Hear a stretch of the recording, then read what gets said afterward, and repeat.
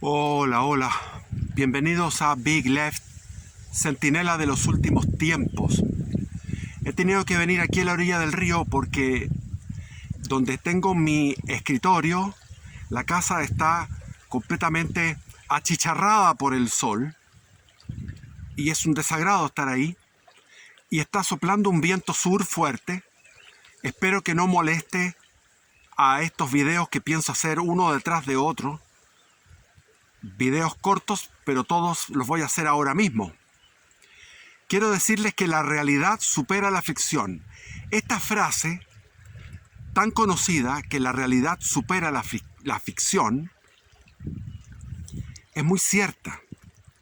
El problema es que la realidad no se describe con el lujo de detalles, con la sabrosura de los devenires. Entonces, los profesores de historia, los cineastas, se guían por unos resúmenes y por unas ideas preconcebidas. Por ejemplo, cuando hablamos de Pedro de Valdivia, nos vamos a imaginar a un hombre con coraza, con un morrión, con unas plumas, por decir, con una elegancia, con los pendones de Castilla, tomando posesión del río Coyapauyi, algo así se llamaba, lo de Copayauyi, algo así, que después terminó siendo el río Copiapó, ese 26 de octubre de 1540, es evidente que estaba con todo el lujo que él podía en ese momento exhibir. Pero si nos vamos 2 años después, es decir, en octubre del año 42, 1542, vamos a encontrar a Pedro de Valdivia sin vestidos, solamente tapándose las vergüenzas, los genitales y el rabo, con un jubón, con algo. No tenían con qué vestirse. Habían pasado un año de hambre, no solamente un año, 2 años de hambre. Y siguieron pasándolo. No creen que se terminó de un día para otro el hambre. Entonces eran cuerpos famélicos, desnudos, que habían soportado 1000 días de 1000 días, y no exagero, de penalidades atroces. Es decir, quedaban en Santiago de Chile 118 sobrevivientes aislados del mundo, como era Chile en aquellos tiempos, una isla remota, aislada por ese gigantesco e infernal desierto de Atacama, que tiene millones de años de existencia, el más árido del mundo, por unas cordilleras que en la zona que había cruzado Diego de Almagro, y recapitulemos para entrar, empecemos recapitulando, ¿ya? ¿Qué había pasado? Hay algunos que no vieron, yo me quejé en un video, hice un quejido de dolor porque tuve un error en el manejo del YouTube, metí el... Largo de contar, no voy a contar estos detalles que son desagradables. Entonces hay muy pocos que vieron el video donde yo narro todo lo que es la estadía de Almagro en Chile. Almagro entró por el valle de Copiapó después de haber cruzado 3 cordilleras de los Andes, es decir, 450 kilómetros de cordillera, desde la zona de Salta, desde el bajo de un valle en Salta, que se me olvida el nombre, y desde ahí fueron en una diagonal hacia el suroeste, cruzando cordilleras y montañas y cordilleras y montañas, hasta llegar al famoso paso de San Francisco, que es el que desemboca en el valle de, ¿cómo se llama esto? Donde está Copiapó, Paipote. Y en ese valle, porque el río de Copiapó tiene distintos afluentes, distintos valles, y por ese valle entró Diego de Almagro a buscar alimentos para una expedición que estaba en lo alto de la cordillera, sin poder retroceder, sin poder avanzar más allá de lo que le daban sus pocas fuerzas que tenían. Habían muerto más de 2000 indios yanaconas. Habían muerto, no me recuerdo el número, pero una cantidad importante de caballos y españoles, con el frío de la altura, con la puna, sin poder alimentarse de nada,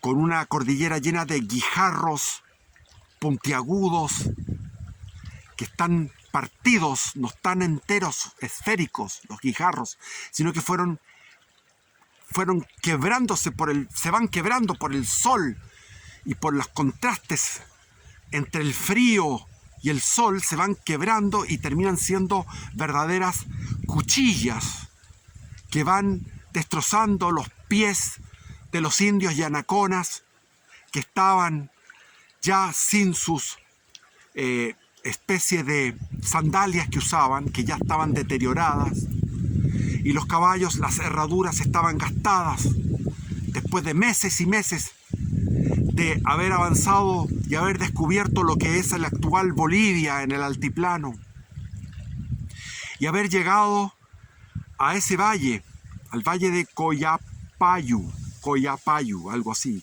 que se llamó Copiapó, y de ahí se internó con dificultades tan simples como que los indígenas escondían sus cosechas y sus víveres, sus alimentos, los escondían debajo, en cuevas o en hoyos en la tierra, disimulados con muy buena vegetación, que eran imposibles de descubrir dónde estaba el alimento.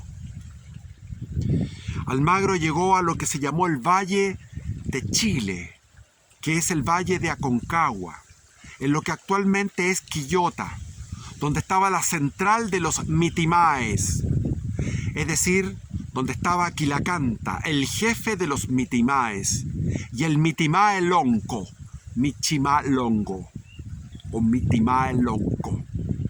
Es decir, habían dos jefes, porque se había deteriorado el orden institucional que tenían con los incas, y los incas habían perdido poder, y los picunches, los mapuches del norte, que comienzan precisamente en el Valle de Aconcagua y terminan los mapuches, este pueblo inmenso chileno que hablaba el mapudungún, comenzaba en el Valle de la Aconcagua y terminaba en Chiloé.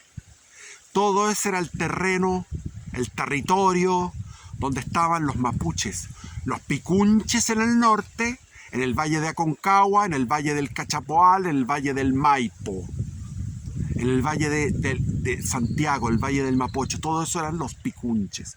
Después venían los promaucaes, que venían de la segunda angostura, que es donde está San Vicente de Tahuatahua, y de ahí venían los promaucas que llegaban hasta Leitata, es decir, la zona de Curicó, Talca, Linares, Chillán.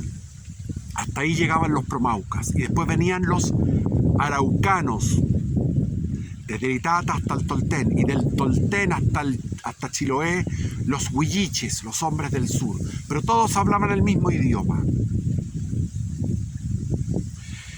Y Diego de Almagro se quedó 6 meses en el Valle de Chile. Encontró ahí a Diego Barrientos, Calvo Barrientos, de apellido Calvo Barrientos, que era el desorejado, que le habían cortado las orejas en un castigo porque no sé qué delito había cometido. Y él, ante la afrenta y la humillación de estar con sus compatriotas en Lima, se fue, en la recién fundada Lima, se fue caminando por el desierto hasta llegar a Chile. El primer español que llega a Chile es este Diego Calvo Barrientos, que aconsejó a Quilicanta, aconsejó al Mitimae Lonco, a los dos jefes que habían, que se disputaban el poder, el que venía, Michimalongo que le llaman, que venía del poder de los pueblos que estaban de antes, de los pueblos mapuche, y el Mitimae Lonco, el Quilacanta, que era el que estaba a cargo de la administración del imperio, porque era una zona del imperio, con una construcción que era el camino del Inca, y con construcciones de piedra, con tambos. Cada 15 kilómetros había un tambo de relevo, de tal manera que, por ejemplo, cuando el Inca quería comer pescado fresco en Cusco, le llegaba el pescado fresco desde la costa. En breves se lo llevaban corriendo los chasquis. Entonces, Diego de Almagro lo pasó mal porque iba con una serie de... Llegó él con 200 y algo, 250 hombres, llegó un refuerzo, después llegó un refuerzo por mar, que lo encontró en la zona de lo que es ahora actualmente Los Vilos, en esa zona aproximadamente, y de ahí él envió una expedición para ver cómo era, porque le habían dicho que los indios, los mismos incas, los mitimaes, que era la colonia inca, le dijeron: no te vayas al sur porque en el sur hay indios muy belicosos, muy indómitos y guerreros, que es el pueblo araucano, que son mapuches como todos los demás, hablan el mismo idioma, vienen de una misma matriz, pero se fueron seleccionando a través de miles de años. Los más guerreros fueron tomando posesión del territorio más fácil para vivir, el más rico para vivir, que es donde hay mitad sol y mitad agua. Mitad sol y mitad agua. ¿Dónde es eso? A partir del Itata hasta el Tolten, lo que es actualmente la zona que se llama la Araucanía y Concepción, donde está en la región del Biobío y la región de la Araucanía, que en aquellos tiempos eran bosques casi impenetrables, pero tenían mucho los pudúes, los huemules, podían criarse también las llamas, las alpacas, las vicuñas. Se daba la agricultura y a orillas de mar, en lo que era Arauco, en el Golfo de Arauco, el mismo mar entregaba miles y miles y miles de toneladas de mariscos para ser comidos. Por lo tanto, la nutrición del araucano en la costa era formidable. Por lo tanto, los más guerreros fueron seleccionándose a través de miles de años para quedar en posesión de ese territorio, dada el desarrollo de sus fuerzas productivas. Como decía Marx, el desarrollo de las fuerzas productivas era tan de cazadores, recolectores y agricultores incipientes, que por eso que se da esa distinción entre todo ese amplio pueblo mapuche que va desde Quillón, desde el sur de Chiloé, con distintas denominaciones, los cuncos, los poyas, los puelches al otro lado de la cordillera, los pehuenches en la cordillera, etcétera, picunches, promaucaes, etcétera.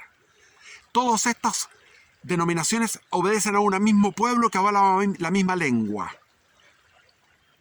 Los hablaban el mapudungún. Entonces, pero ese mismo pueblo se fue distribuyendo en tres grandes pueblos: el del norte, el del centro y el del sur. Y el del centro eran los araucanos. Entonces envió Diego de Almagro a Alonso, no me acuerdo cuál era el nombre, no importa, pero llegó y se enfrentó en la confluencia del Ñuble con el Itata contra un grueso de tropas araucanas, y fue un combate de un día completo. sin resultados positivos para ni uno ni otro bando. Dio vuelta en 180 grados y retornó hacia el norte. Se encontró con unos emisarios que había enviado Diego de Almagro para decirles, Diego de Almagro, que se olvidaran de aquello. A pesar de que él quería poblar en su corazoncito noble, Diego de Almagro quería poblar este país. Quería fundar un nuevo pueblo. Él quería quedarse, pero la gente que iba con él tenían ilusiones de algo muy poderoso, de algo muy rico.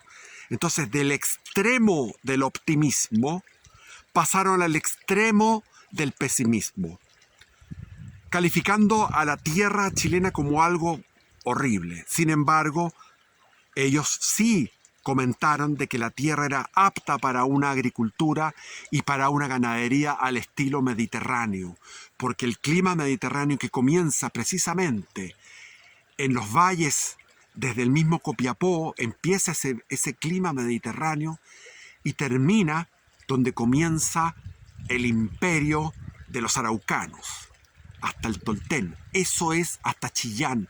Todo ese clima mediterráneo lo encontraron muy parecido a lo que era España, al clima de España, al clima de Grecia, al clima de Italia, al clima mediterráneo.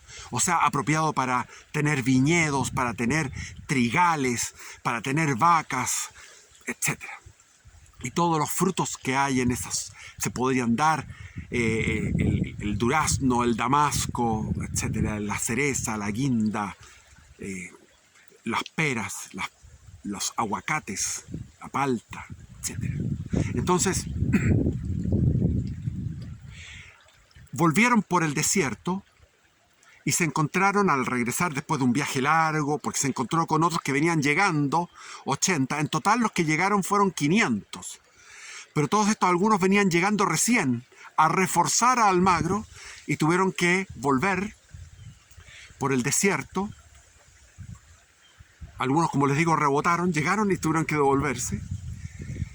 Y llegaron al sur del Perú y se encontraron con la rebelión del Inca Manco, que había concertado esta rebelión. Y estaba allá, esperaba que se fuera Almagro con toda esta tropa, que en distintas expediciones sumaba un total de 500, y ahí el Inca Manco lanzó la gran sublevación, la gran insurrección. Y se encontró con Almagro de vuelta, y Almagro lo derrotó, y ocupó y derrotó también a los pizarristas, a los hermanos de Francisco Pizarro, a Gonzalo y a Hernando Pizarro, que estaban en el Cusco. Los tomó prisioneros y les perdonó la vida. Después derrotó a las tropas que mandó Francisco Pizarro en la batalla en combate de Abancay, los derrotó, pero finalmente Pizarro, con un gran maestre de campo, que era Pedro de Valdivia, un joven militar que había nacido en la Extremadura, igual que todos los conquistadores eran de Extremadura. Pizarro de Trujillo. En el rescate de Atahualpa había 16 trujillanos, llevándose el oro que trajo Atahualpa de distintas partes del imperio. Y en esa batalla de esa primera guerra civil, porque hay tres, en la primera guerra civil entre almagristas y pizarristas, vence Francisco Pizarro, se llama la batalla de las Salinas. ¿Quién es el que dirigió el ejército pizarrista y derrotó por completo a Almagro? Fue Pedro de Valdivia, joven guerrero, nacido en el Valle de la Serena, en Villanueva, Extremadura, que a los 19 años se enroló en el ejército, era de familia, era hijo de un portugués de buen nivel de linaje y de una mujer de apellido Martínez. Y Martínez de Valdivia se llamaba ella. Y él a los 19 años se enrola en el ejército y pelea en Flandes. Y después pelea en Italia. y en la famosa batalla de Pavía, con otros muchos conquistadores que pelearon en Pavía. Y después participó del saqueo de Roma, junto con su amigo Jerónimo de Alderete. Se casó, pero no tuvo hijos, porque se fue a la conquista, se fue al Nuevo Mundo, se embarcó con Jerónimo de Alderete en 1535 y estuvo un año peleando en Venezuela, en lo que es actualmente Venezuela. Finalmente, con la insurrección del Inca Manco y con la ausencia de las tropas de Almagro que estaban en Chile, recorriendo Chile, después, como les dije, una tremenda expedición súper sufrida,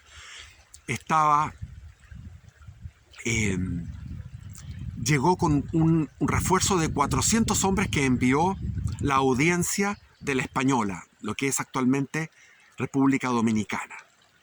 Y también Hernán Cortés envió refuerzos a Francisco Pizarro ante la emergencia absoluta, porque estaba Lima sitiada y estaba el Cusco sitiada.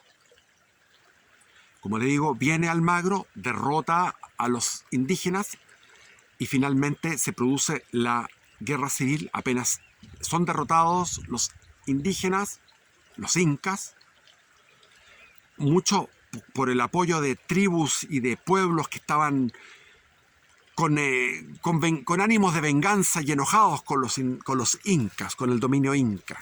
Ahí hizo mucha diplomacia, la diplomacia que le aconsejó Hernán Cortés cuando se entrevistó con Francisco Pizarro, cómo tenía que hacerlo. Agarrar a la cabeza, lo hizo en Cajamarca.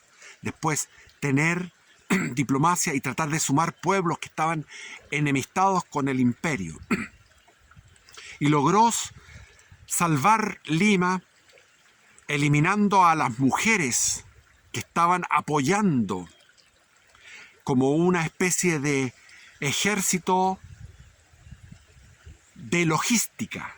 Iban apoyando a todos los ejércitos que estaban cercando Lima. Fue una lucha de supervivencia. Y después llega Almagro, viene la guerra, como les digo, viene la batalla de Abancay, triunfo de Almagro, viene la derrota de Almagro en las Salinas, cuyo jefe de campo, maestre de campo, era Pedro de Valdivia. Y viene la paz, y con la paz todos van donde Pizarro a pedirle autorización para ir a recorrer los extremos de todo ese inmenso imperio de 2 millones de kilómetros cuadrados. Cada uno va y pide autorizaciones y Pizarro, autorizado ya en 1537 por la corona, para él ser el transmisor de esa autoridad real, da licencia a distintos adelantados para que vayan a distintos lugares del imperio. Pero ninguno le pedía ir a Chile, solo uno, el que estaba mejor premiado de todos. Después de los Pizarro, el mejor premiado era Pedro de Valdivia. Tenía un valle completo, el Valle de la Canela, a 35 kilómetros al sureste de Potosí, del actual Potosí, en el Alto Perú, en lo que se llamaba Charcas. Tenía Pedro de Valdivia una mina de plata que después, cuando Pedro de Valdivia se vino para Chile, produjo 200.000 pesos castellanos, lo que es muchísimo. Hay que entender que Diego de Almagro gastó su fortuna, que era el rescate de Atahualpa, que eran varias toneladas de oro y de plata, en la expedición a Chile, y fue 1.500.000 pesos castellanos. Aquí estamos hablando de 200.000 pesos que dio esa mina, la mina de Porco. Y el Valle de la Canela, completo, se lo entregaron como una encomienda, como una posesión a Pedro de Valdivia, Francisco Pizarro, en agradecimiento por su participación en la guerra civil. Y el Valle de la Canela, cuando se va Pedro de Valdivia, porque vende todo, liquida todo, dio de comer, como decían los españoles. Dar de comer significa que da riqueza para vivir. Dio de comer a 3 encomenderos el Valle de la Canela. Y al lado, vecino al Valle de la Canela, había estado un español que había muerto y había dejado viuda a Inés de Suárez, viuda. Y comenzó un romance. Y él le dijo: acompáñame, yo quiero ir a Chile. Se acercó Valdivia a Francisco Pizarro a pedirle autorización, que ponga el timbre, el sello y su firma para que él fuera gobernador, teniente gobernador de Chile. Y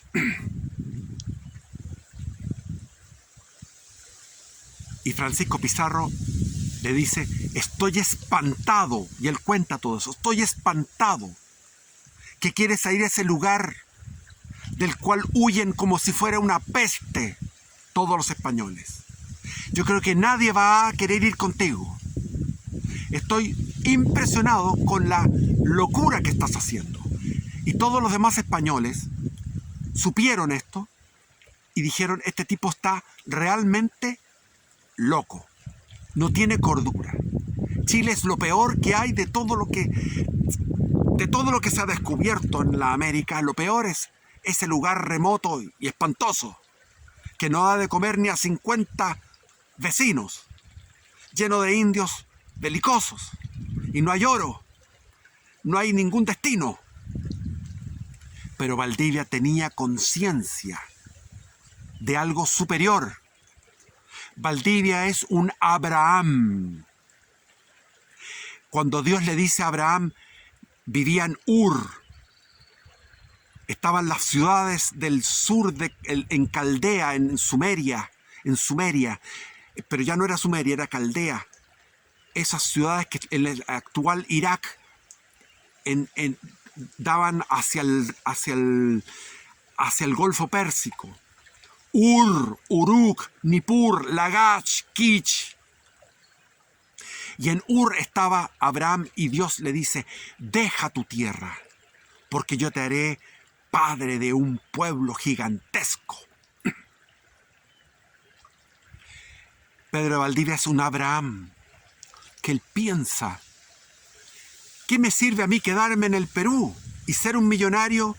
Quiero ganar fama, quiero quedar en la posteridad, el honor, la gloria.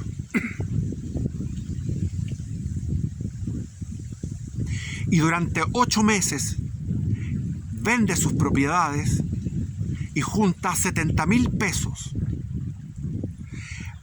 Y también se hace amigo de Lucas Martínez, que era un millonario que también le ayuda con plata. Pero no había quien fuera, nadie quería ir a Chile. Juntó 11 soldados españoles dispuestos a ir a Chile. Y él se fue con los 11 a Cusco, y con su secretaria o sierva, que era su concubina, Inés de Suárez. Y sale de Cusco en los primeros días de enero de 1540 y va por todo ese valle hasta llegar a las orillas del lago Titicaca. Son varias semanas de viaje, y de las orillas del lago Titicaca desciende hasta llegar a lo que es actualmente Arequipa. Y de Arequipa viene otro viaje muy rudo a través de todo lo que es ese desierto inmenso hasta llegar a Moquegua. Y de Moquegua otro desierto inmenso hasta llegar a Tacna. Y de Tacna a Arica, y de Arica a Tarapacá. Y se encuentra en Tarapacá, que tiene 24 para ser exacto, 24 hombres, pero perdió 4 en el camino. Entre ellos, Martínez, herido, tuvo que volver y regresar a Cusco, que después va a aparecer en esta historia Martínez, el hijo de Martínez. Claves, son claves en la historia de Chile, nadie los conoce. Lucas Martínez y el hijo Francisco Martínez, financistas. Estaba en esa quebrada de Tarapacá y envía emisarios a distintos lugares, a Tarija, y viene desde Tarija, ¿quién sino? Rodrigo de Quiroga, el gran Rodrigo de Quiroga, que después fue gobernador de Chile y fue el que se casó finalmente con Inés de Suárez. Rodrigo de Quiroga llegó con 15 hombres desde Tarija. Y de repente estábamos teniendo ya menos de 50 hombres, 40 y tantos hombres, dispuestos a ir a Chile, y era una locura. Estaba fracasado. Envió a Pedro Gómez, otro de sus capitanes, a ir a Lima, al Callao, a buscar. Volvió sin ninguno, sin nadie. Envió a otro hacia el Potosí, a las minas de Potosí. Nadie quiso ir, volvió vacío. Estábamos en ese momento en una crisis terrible, había que devolverse. Y Valdivia dijo, no me voy a devolver. Tengo fe en dos de mis amigos, en Francisco Villagra y en Francisco de Aguirre. Francisco de Aguirre le había prometido, pero Francisco Villagra se había ido con 300 españoles. Habían recorrido unas selvas impenetrables. Habían caminado 700 leguas. 7 por 6, 24. 2.400 kilómetros. Habían quedado vivos solamente 80. Y de los 80 llegaron 70, donde Valdivia. Llegaron ahí porque les mandó unos emisarios, y Francisco de Villagra dijo, hemos sufrido hambre, desnudez, frío, calor, enfermedades, ataque de indios. Hemos recorrido 2.400 kilómetros de penalidades, y de 300 españoles solamente quedamos 80, pero de los 80 hay 70 que quieren seguir. Y Valdivia les dio descanso en Tarapacá. Y de ahí siguieron hacia el sur. Y llegaron a lo que se llamaba Atacama Chico, que es Yeuyeu. ¿Cómo se llama eso? Es un oasis.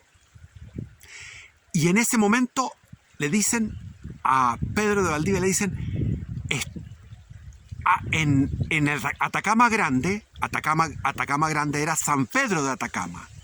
En Atacama Grande está nada más y nada menos que Francisco de Aguirre.